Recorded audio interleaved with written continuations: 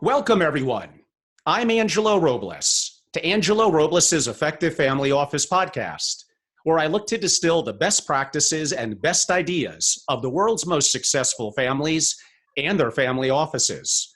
I hope to provide thought-provoking opinions and feature amazing thought leaders to our listeners of the podcast with an eye towards the future of the family office.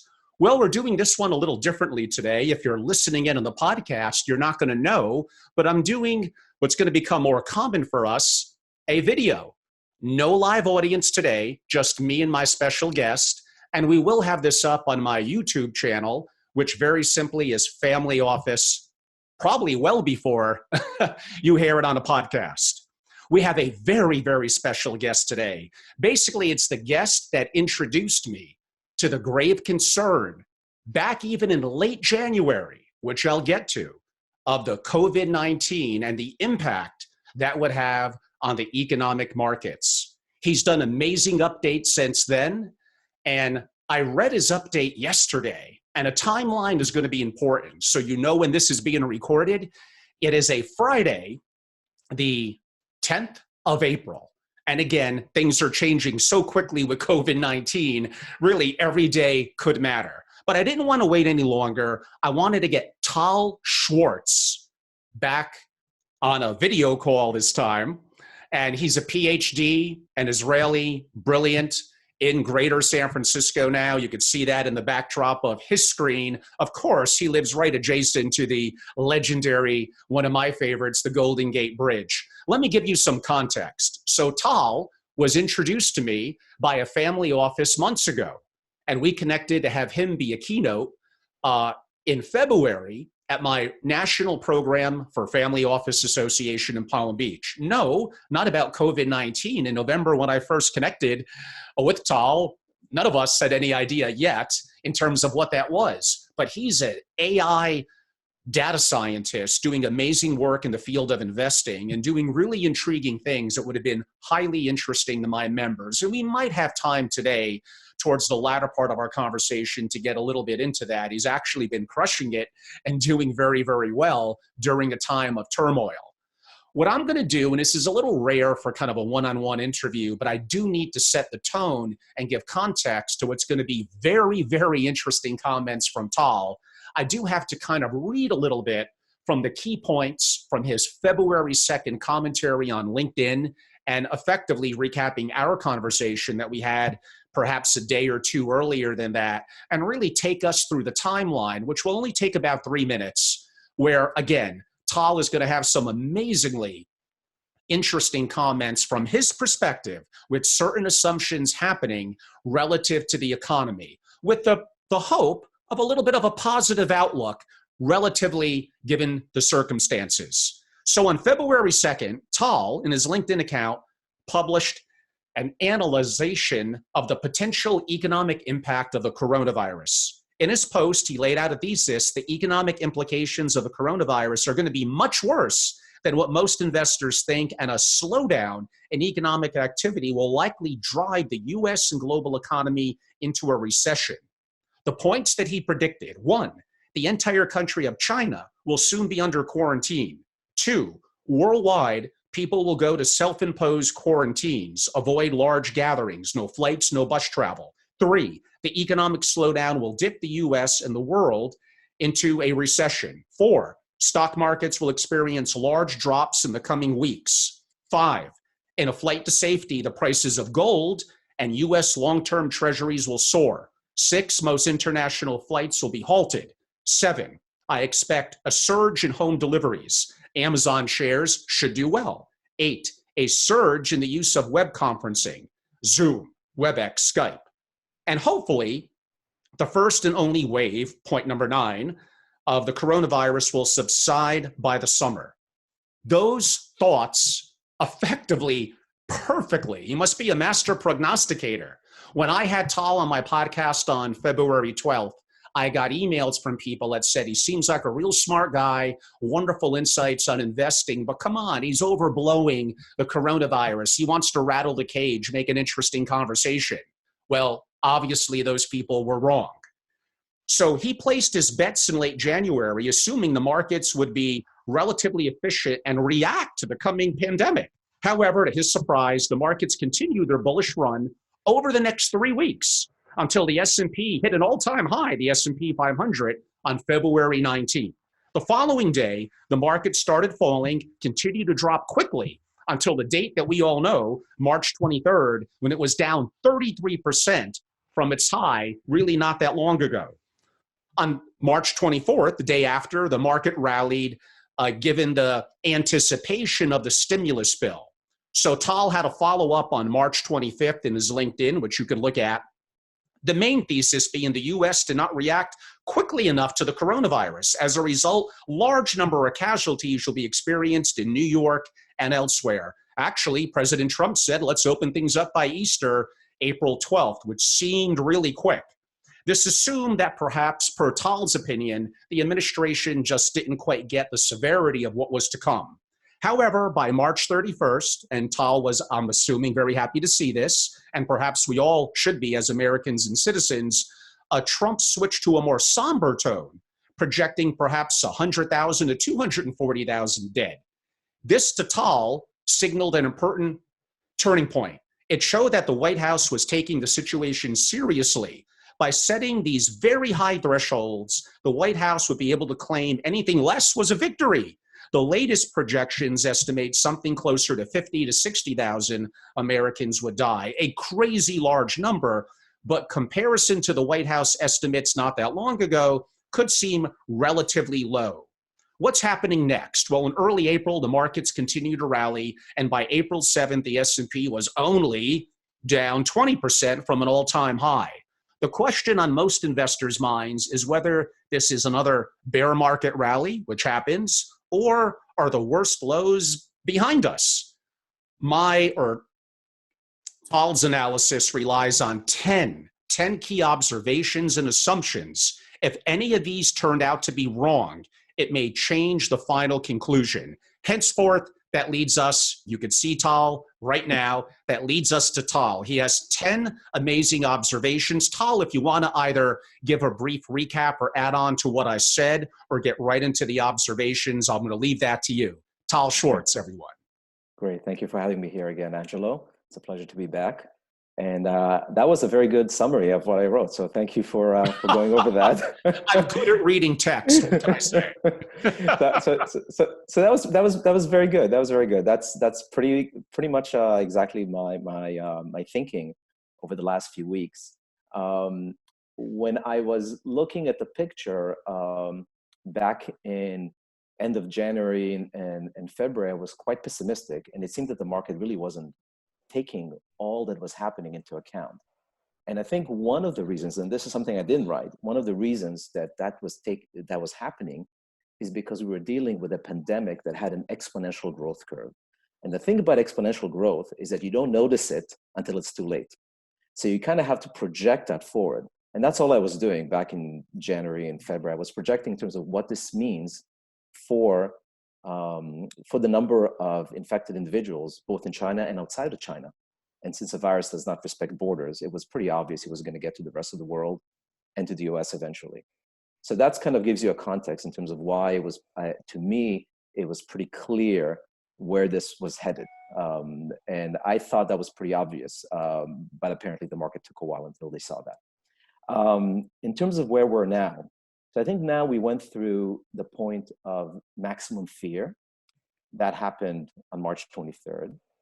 And I'll go through my further observations about where I think things are going to play out from here and what the implications are for the economy. So let's start with the first point. First point is, or first observation, is that Trump will do everything possible to make sure that the US economy and the stock market goes back up. Okay, to him, this is a key. It's a key aspect of his re-election campaign. Re-election is coming in November, and he will do anything possible. So that's the first underlying assumption, and I think it's pretty much a lot of people will agree with that one. It's not that controversial. You can see that based on the stimulus package we passed, which was a $2 trillion stimulus package, the biggest one in the US history. And now they're talking about the next point is that they're going to be additional stimulus. So this is something that is quite, it's showing the level of commitment to making sure that the economy comes back out as quickly as possible. And every time there's a new stimulus coming out, the market reacts very well. So that's another thing that's driving the markets up. So that's the second point. There will be additional stimulus and will be there fairly soon. One thing I noticed, and this was actually surprised me, was that the market is becoming immune to bad news. We had a couple of really bad news over the last couple of weeks. There was two unemployment reports, one for 3 million people unemployed, another one for over 6 million people. We have more than 10 million people unemployed in the US right now. It's a huge jump. And I've read some articles where they predict that we're going to approach the level of unemployment we had in the Great Depression of the 1930s. So it's looking quite bad, yet the markets did not react. So again, the markets are becoming immune to hearing these bad news, which means that they're looking further into the future beyond the current pandemic and the economic downturn, and they're looking already into the recovery phase. So that's important. That's an important point. So, so that means that probably additional bad news will probably not rock the market so badly. For example, seeing additional new cases in other cities other than New York. Because we've seen what happens in New York when you do social distancing, it gets bad and then eventually it starts getting better. It looks like we're starting to flatten the curve in the New York area. That assumption will play into other cities as well. So again, bad news will probably not affect the market as badly as it has so far. Let's talk about volatility. The VIX index hit its all-time, well, not all-time, its high on March 23rd. It reached over 80 at that point, and that was the high point, similar to what we reached in 2008 when we were at the highest point in 2008, the financial crisis. The market since it had a rally, the market's up since then, and the VIX is down dramatically. It's now in the 40s. And I expect the VIX to continue to go down, back toward its long-term averages. Now, it's not going to be the long-term average. It's still going to be higher because there is higher volatility now, systemic in the economy because of everything that's happening. But it's significantly lower than where we are right now. So I expect the VIX to continue to trend down the way it's been doing over the last week or two. Although at the same time, there's still going to be high volatility in the market. So it's interesting. VIX is going down, but we're still going to have high percentage of up and down days where the market could be up or down, 2, 3, 5% a day, which is extremely unusual if you look at historical numbers. But given the last period we've had, I think that will continue for at least the next few weeks. So we can expect that to happen. With regards to oil prices, I do think that Saudi Arabia, when I wrote this, there wasn't an agreement, but now it's clear that it's coming into effect, but there will be an agreement in Saudi Arabia and Russia. And I think they will get also Mexico in line, which right now seems like they're kind of balking at the agreement. So everything will come in line. There will be some serious reduction in oil production. And I think part of it is, again, Trump is doing everything he can to make sure that happens. Because again, this will save many American lives and save a lot of the oil economy here, oil industry here. So again, I think that's something that's good. Also for the Russians and the Saudis, they're losing a lot of money by keeping the oil prices down. So I think it was playing around egos for a while, but now it's going to become something that is going to come to fruition. It means that oil prices will come back up. And over the next, I think, a few weeks, actually might be even sooner than that. But not back up to the level they were before. So it's going to be less than the $50 to $60 per barrel we've seen in the past, but higher than the $20 per barrel we've seen recently. So it's probably somewhere in the middle is where I expect it to be. In terms of the COVID-19 specifically, I don't expect we'll see a lot of surprises. And the reason I say that is because the White House came out with the statement on March 31st. So they expect 100 to 240,000 American deaths, okay? Given that the models are now showing a significantly lower number of deaths, I think that any fluctuation around that is going to be a rounding error compared to 100,000 dead.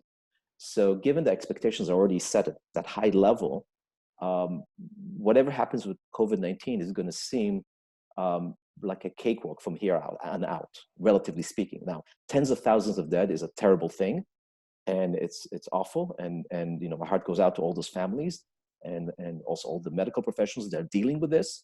but compared to where the expectations were being set, it's not going to be as terrible as that.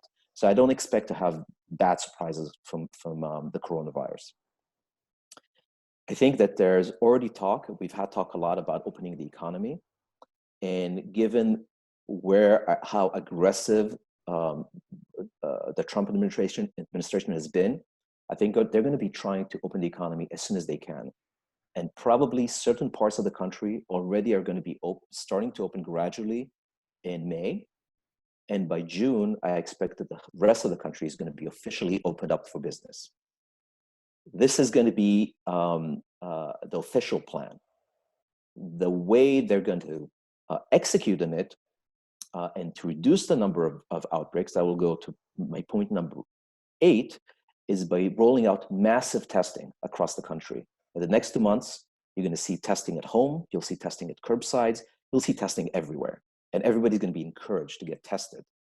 And it's going to be free, in my opinion. They're going to just make it free because they want everyone to test, and they'll want everyone to make sure to keep the economy going. That's the only way we can keep it going. And that's really following up on the model that worked really well for Korea. Singapore, Japan have done this, but Korea has been the first one, and they've been the most effective. They've just done massive testing across the country. They were one of the first to get infected with tourists coming from China. And they've been able to keep it under control and keep their economy going, which has been amazing. So we're probably going to follow that model here in the States as much as we can. And so I expect massive testing. We already are testing at over 100,000 people every day. And I think that number will go up dramatically over the next few weeks. Point number 9, I think the economy is going to reach fairly close to full recovery by Q3, end of Q3. That sounds very aggressive, but if you think about it, the economy is going to be opened up officially by June, right? Most people are not going to go back to work right away. Some people are going to, depending on where you are in the country and depending on how many cases you have in your area, some people are going to wait until making sure the case numbers go down or near zero. So that's going to delay return to work. However, we're going to see that gradual return in time frame during the summer. And I believe by the time kids are going back to school, September timeframe, we're going to see most of the country back at work. So I think if you're looking at a time frame of Q3, end of Q3, we should have most people back at work and the economy getting back to where it was before or nearly back. And one point that was raised is that, what about all the unemployed? Well, I think businesses are going to be ramping up quickly. There'll still be relatively high unemployment, but I think things are going to get back fairly quickly, definitely by the end of the year. In terms of, and the last prediction is regarding the vaccines and therapies. And this is a key part of getting people back to work. Most professionals are projecting that it will take us 12 months to 18 months to get a vaccine out to the market. Now, the reality is that right now we have over 100 vaccines and different therapies being tested worldwide. Some of the vaccines are actually undergoing human trials right now as we speak, which is amazing. It's never been done as quickly as this for any kind of pandemic or any kind of a viral disease like this in the past. So we've been able to shrink the timeline. The reason people say 12 to 18 months is because they're relying on the guidelines that are based on very conservative guidelines that are based on the potential of a vaccine negative impact on the population. I think that given the severity of the COVID-19 and the potential impact on the economy, they're going to loosen up some of those very conservative guidelines. And they're going to allow some of the vaccines and some of the therapies into the market much quicker than they would otherwise. And that's why I think that there's a very good chance we'll have a vaccine by the end of the year and possibly by the end of the summer. And the reason I think by the end of the summer is a good likelihood is because typically with these type of epidemics, the second wave comes when during the fall. And we don't want to have a second wave.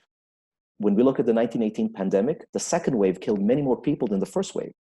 So we want to make sure that once we open up the country and people will go back at work. We don't have flare-ups, and we have a second wave that's worse than the first. And the way to do that is by having a vaccine widely distributed across the population. So that's why I think we're likely to get a vaccine by the end of the summer, and we're likely to that will be the way to mitigate this.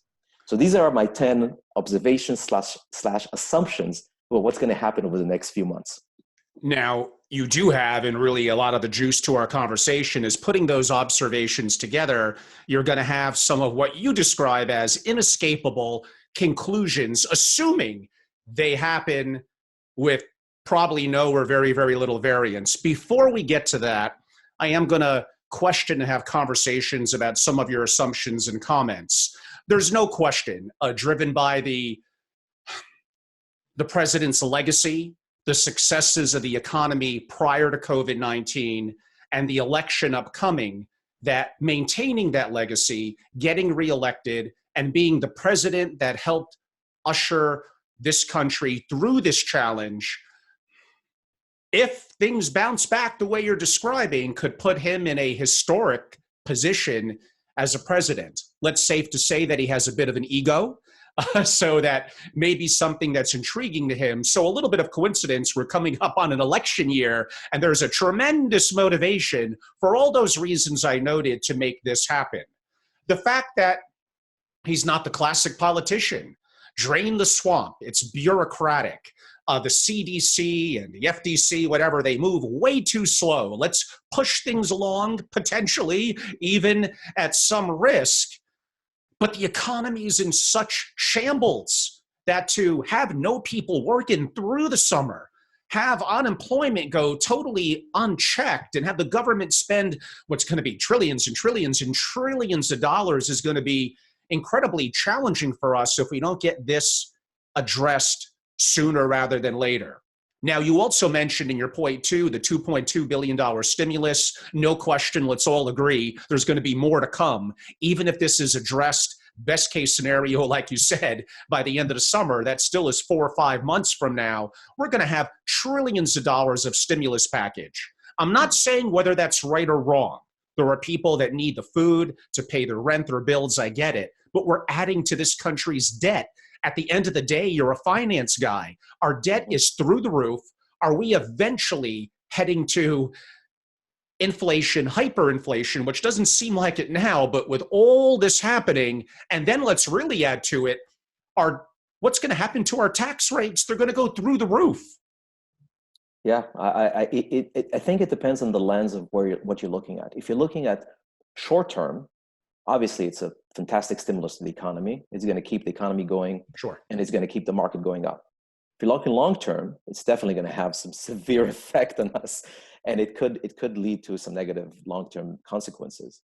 I think in terms of if I look at the little further out over the next few years, I think we're going to have a huge incentive to keep interest rates down, because we're going to be paying a lot of money for that debt if we raise interest rate, right? So there's going to be a lot of pressure to keep interest rates near zero, and if we do get inflation, we could be in trouble, because usually the way you fight inflation is by raising interest rates. We're not going to be able to do that, because if we raise interest rate, we're going to have to increase our debt payment. The only way you can do that then is by raising taxes. So yeah, we could potentially be setting ourselves up for some bad times, but that's looking out, a few years into the future. And right now we're very myopic. We're looking out the next year and how can we survive this specific crisis that we're faced with. And I could see when some commentary say, hey, we're spending too much, we're giving too much away. But in some ways I can understand why we want to do too much, just to make sure that we don't go into a depression right here at this point. The main effect could be that we might be pushing that out a few years out, and we could be creating that effect down the road. So that's something where, we can probably do a future podcast about that. You also mentioned, which I hinted at, with the 100+ vaccines and therapies out there, some of them already in human study. There's a lot of incredibly brilliant people and a lot of collaboration, which has never happened before in the history of the world. I agree. It looks like more than one of these is going to break and provide some level of hope and opportunity. And historically, this would take years. Speeding it up with doing the proper trials, 12 to 18 months, it doesn't feel, I completely agree with you, it doesn't feel like the global economy is going to have that level of time. For the reasons you said, I was thinking perhaps later in the year, but by the end of the summer would be great. How would they do mass production for effectively what could amount to billions of people? I don't know if you have any opinions on that. And of course, there's some risk that there's not enough time in human trials for if we see some negative consequences of the vaccine, do we have enough of a time frame to see that this doesn't work or it needs to be tweaked? Yeah, so I'll say this. First off, I mean, I think part of the reason that we've been able to get the trials going so quickly is because China actually released the DNA of the virus very early on. I think back in January, they were already publishing the DNA or the RNA, the makeup of the virus, and very quickly a bunch of companies, biotech companies here in the Bay Area already, were mapping it and building a lot of candidates for potential vaccines and therapies for it. So because of our knowledge of how DNA works and RNA and all these, we've developed a lot of technologies over the last 10 years, we're able to create these potential vaccines very quickly, which is quite amazing. It's never been done this quickly in the past. And now it's a matter of actually testing these and making sure that they work the way they should, and they don't have the negative side effects that they have. So it's all a matter of what kind of risks we're willing to take with these vaccines, making sure that they actually work, and then making sure what kind of risk are we willing to take.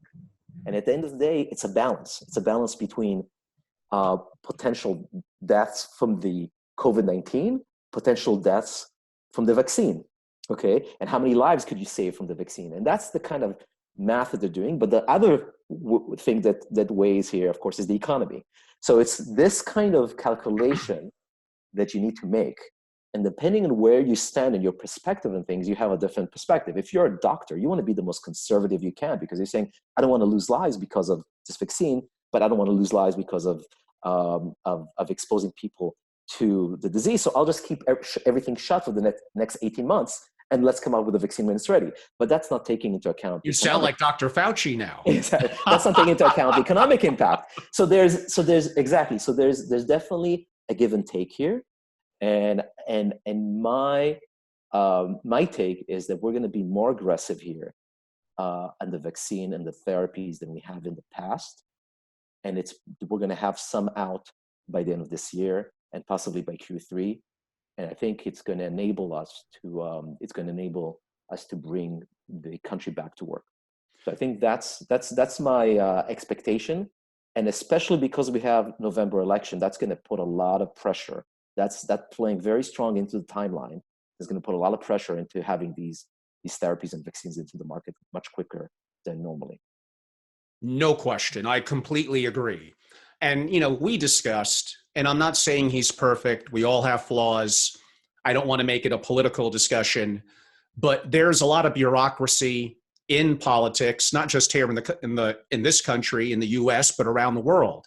And there's lots of people in government. There's lots of agencies supported, the FDA, you got the CDC, wonderful people and helping us in many, many ways, but used of a certain way of doing things that's a little bit antiquated, certainly not overly digital, and again, wants to play it very, very safe. And you understand part of that perspective, but it's interesting to see kind of an entrepreneur and a maverick in a position to say, let's rock that boat. Let's change it. We need to. It's not 1974 anymore. I remember hearing some commentary about a lot of the states having technology that's like 40 years old. That's additional tax dollars that could go to update that. So I don't know if I want that to happen. But it just seems like a lot of things are antiquated, if not as much in technology, but just in the way we think. So being creative, being 24/7, pushing this along, collaborating, not without some risk and challenges, but I agree that is the approach that needs to be taken. Okay, we left the audience hanging long enough. Putting those 10 observations together, what are your inescapable conclusions, Tal? Okay, so basically, I have 3 conclusions that are basically like a natural continuation of those 10 points. So the first conclusion, which is pretty obvious to me, is that market lows are behind us. Okay, we hit the market lows on March 23rd, the market was down 33%. I don't think we'll reach those lows again. And the reason I say that is because, again, a lot of the market is working. There's a template that a lot of investors are thinking about, and they're always thinking about the last time we had this similar event, which was 2008. And remember, it was very different. It took a year and a half to get to the lows and then a while to come out of it. So people are thinking, oh, it's a long-term thing. This is just a bear rally. We're going to come back down and retest those lows and have lower lows. But this is not the same situation. So we're always using the same mental model we had last time. I think that's what's biasing us. I personally think that given everything I said, we're not going to hit those lows again. I think we're going to keep going up. Of course, there's going to be a lot of volatility, and that's my second point. Second point is we'll have many days of up and down in the next few weeks and months. However, VIX will continue to mean revert to its long-term average. So we had VIX up at 80. It could go up. It won't go up that high again. It could go up and down, but in general, the trend will be down, further down. The long-term average is around 15 to 20. It probably won't reach that, but if it reaches, but I do expect it to go around 30 or maybe even lower over the next few months. So VIX will go down. Volatility will stay higher, though, on a day-to-day basis, at least for the next few weeks. My last conclusion is the bull market. So if we're not going to hit the lows, we're probably going to keep going up, and that's what I expect to happen. I expect the market to continue to go up. I think that the November elections play a lot into that. If you're a long-term investor, this is a good time to invest. It has been in the last couple of weeks, and it will continue to be. And I think that, especially if you're a long-term investor and you're willing to take some market volatility, you'll do well over the next few years. So that's my perspective, and I think that that's maybe contrary to a lot of what other people think. But I think it's if you agree with my 10 points from before, then it's inescapable. If you disagree with any of those points, and yeah, it could definitely go a different way, and not all 10 points necessarily will happen. And there's certain ones that could have a dramatic impact on this conclusion. If we do not get a vaccine or therapies by year end, and we have recurrence of the virus, and we have to shut down the economy again, clearly that's going to have a very negative impact on the markets. Okay. And psychological. And psychologically. Which is an impact on the markets with behavioral finance. Absolutely. Absolutely. Absolutely. And I think I look at the markets many times from a behavioral finance point of view.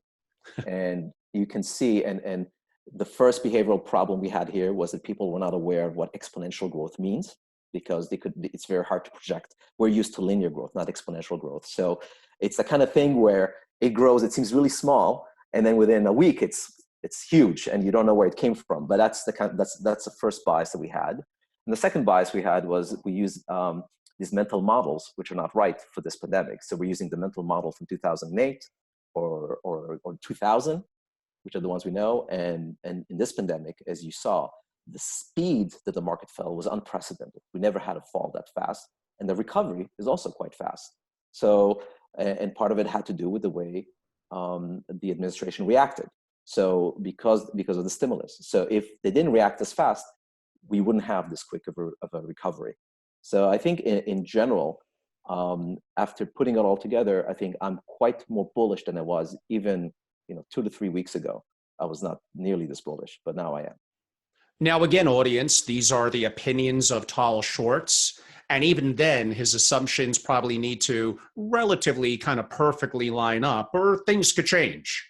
The markets, we've had a great bull run prior to this for a long time. Markets were basically going up and up and up. And passive management, index ETFs, especially net of taxes and fees, were crushing it. And active managers believing they could beat the market, especially equity-based public-private companies, long-short managers for hedge funds, have not done well. With the markets being much more choppy and volatility likely to reign and happen for a while, this is potentially an opportunity for active managers, especially in long short, potentially to shine, or at minimum, are they hedging risk living up to that name?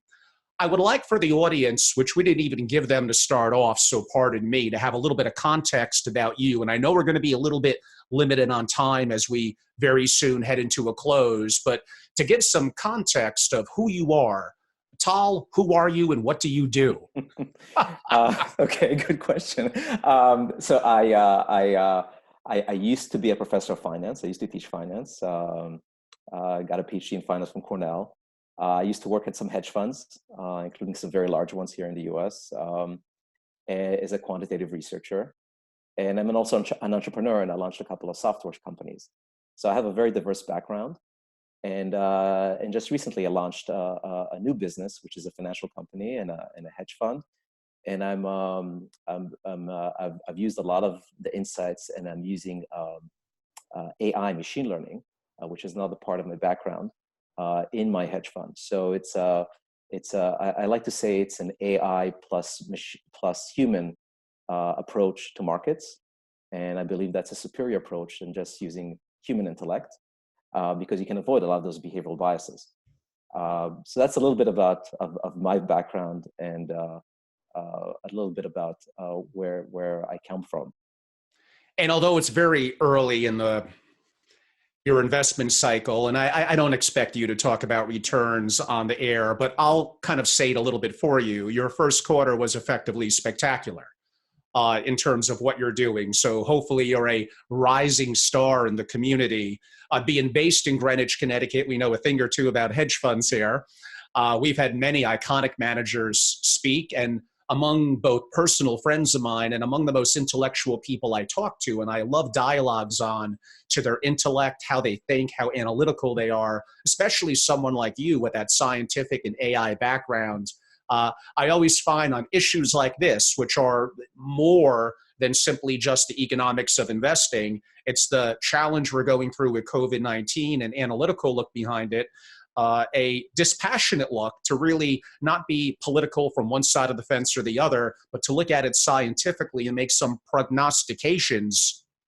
It's one of the reasons why, although I disagreed and many of them have underperformed these hedge fund managers for a long time now, it's always wonderful to have conversations. For those that would have an interest in learning more about you from LinkedIn and what you post, which is many of what I read and you discussed, and about your firm, what's a way that they could learn more, Tal? I think the easiest way is to simply send me a note. You can contact me through LinkedIn and just send me a note telling me you'd like to receive my newsletter, and I'd be happy to send that to you monthly. And you could follow my articles that I publish on my LinkedIn. So it's just LinkedIn/Tal Schwartz, and you should be able to find my profile. And if you could spell Schwartz, please. SCHWARTZ. That is fantastic. As we begin to wrap up with Tal, I appreciate all of you for either viewing or listening in, whether it's a podcast or a YouTube video or however else you get it. Maybe I'll pop it on my LinkedIn. We hope you enjoyed it. Again, it's a little bit timely relative to the time it was recorded, Friday, April 10th. So you could be listening to this from a totally different time frame. The assumptions change, and really it's all thrown out in the wash. We hope not, because it's relatively an optimistic, at least in the short-term perspective. Again, eventually all this debt is going to create a big, big challenge for us. Everyone, I'm Angelo Robles. I'm the host of Angelo Robles' Effective Family Office podcast. And as you can see from my what's called a step and repeat behind me, I'm the founder and CEO of Family Office Association. We're among the most tenured and largest of the true membership organizations dedicated to families of great success and their single family offices around the world.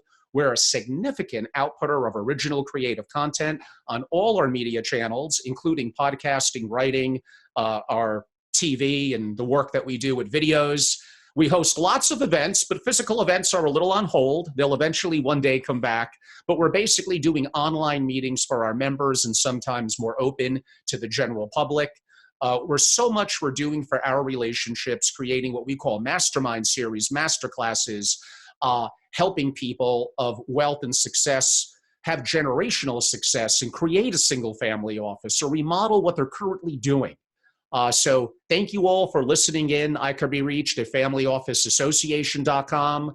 Angelo at familyofficeassociation.com is my email.